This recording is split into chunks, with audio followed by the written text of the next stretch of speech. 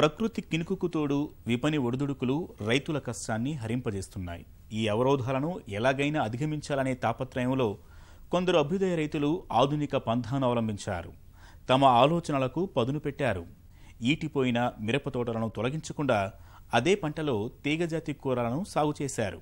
వాటిపై ఆశాజనక దిగుబడులను సాధిస్తూ తోటి రైతులకు ఆదర్శంగా నిలుస్తున్నారు భూపాలపల్లి జిల్లా రైతులు.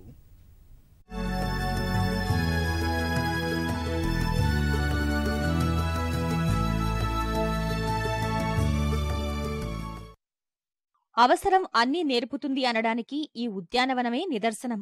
ఎండిపోయిన మిర్చి తోటను ఎలాగైనా సద్వినియోగం చేసుకోవాలనుకున్న ఈ రైతు వినూత్న ప్రయత్నం చేశాడు. జయశంకర్ భూపాలపల్లి జిల్లా ములుగు మండలంలోని జాకారం గ్రామంలోని తన 2 ఎకరాల్లో నిరుడు మిరపతోట సాగు చేశాడు. దిగుబడులు ఆశాజనకంగా ఉన్నా ధరల్లేక నష్టపోయాడు. పోయిన చోటే వెతుక్కోవాలనే సానుకూల దృక్పథంతో అదే మిరపతోటలో తీగజాతి కూరగాయలు పెట్టాడు. వాటిని ఎండిన మిరప చెట్లపైకి పాకించాడు. ఆ తీగలన్నీ అల్లుకుపోయి చేనంతా సస్యశ్యామలమైంది. బీర, కాకర, సొరకాయలు ఆశాజనకంగా పండుతున్నాయి. నాణ్యమైన ఆయా దిగుబడులు పొలం దగ్గరే చిల్లరగా అమ్ముకుంటూ ఇంటిల్లిపాది ఉపాధి పొందుతున్నారు.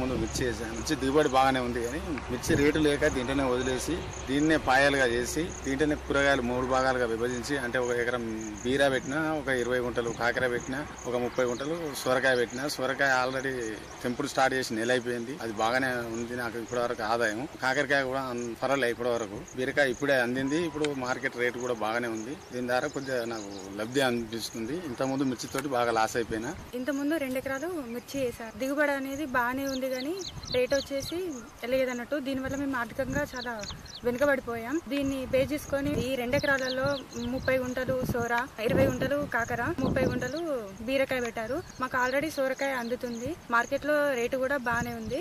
దీనివల్ల ఆర్థికంగా కొంచెం మెరుగుపడింది. మిర్చి కాకుండా ఎప్పటికీ ఇదే కూరగాయల సాగు వైపు కొంచెం అందరూ ఆలోచిస్తే వాళ్ళ పరిస్థితి కూడా మెరుగుపడుతుందని కోరుకుంటున్నాం. నిరుడు మిరప మార్కెట్ తీరుతో బేజారైన ఉద్యాన రైతుల్లో కొందరు తీవ్ర అసహనంతో తోటల్ని దున్నేస్తున్నారు. ఇంకొందరు తగలబెట్టారు. మరికొందరు పశువుల్ని వదిలివేశారు. కాని ఈ రైతు అందరికీ భిన్నంగా ఉన్న తోటను పందిరిలా వాడుకోవడం తోటి రైతుల్ని ఆకర్షిస్తుంది. మున్ముందు తాము ఇలాగే చేస్తామంటున్నారు. మా ఊర్లో అందరు రైతులు మిర్చేసి మొత్తం టోటల్గా ఏంటంటే అందరం నష్టపోయే ఉన్నాం. నా పక్క రైతు భాస్కర్ రెడ్డి అనే రైతు 1 ఎకరం దాకా బీరా పెట్టిండు. దాంతో ఇప్పుడు మాకు కొంచెం ఆయన తీసుకున్న నిర్ణయం ఇప్పుడు ఆశాజనకంగా ఉన్నది. ఇప్పుడు ఆయనకు ఆదాయం వచ్చే విధంగా ఉన్నది. రాబోయే రోజులలో మేము కూడా అదే బాటలో నడవడానికి సిద్ధంగా ఉన్నామని మేము తెలియజేస్తాను. 4 ఎకరాల మిర్చి పెట్టినా నాకు 1,75,000 లాస్ వచ్చింది. అదేవిధంగా ఇక్కడ చాలా మంది రైతులు ఏర్పులు వచ్చి చాలా నష్టపోయినారు. అందులోనే తీగజాతి, కీర, బీర, దోస, కాకర అన్ని పెట్టి మంచి దిగుబడితో లాభాలను పొందినట్టు మేము కూడా ఇదే రకంగా పెట్టి ఇదే రకంగా రాబోయే రోజుల్లో మేము కూడా ఇదే రకంగా చేస్తామని. మిర్చి పెడితే 2 ఎకరాలకు 2 లక్షలు లాస్ అయినా, అమ్మపోతే 2,000 కింటాను. ఆ పక్క పొంటి రైతు లాభసాటిగా పంట తీసింది కాబట్టి అదే లాభసాటి ఆనక్కాయను సూరకాయ పోవాలని నిర్ణయించుకొని ధరలా పోదామని అనుకుంటాను.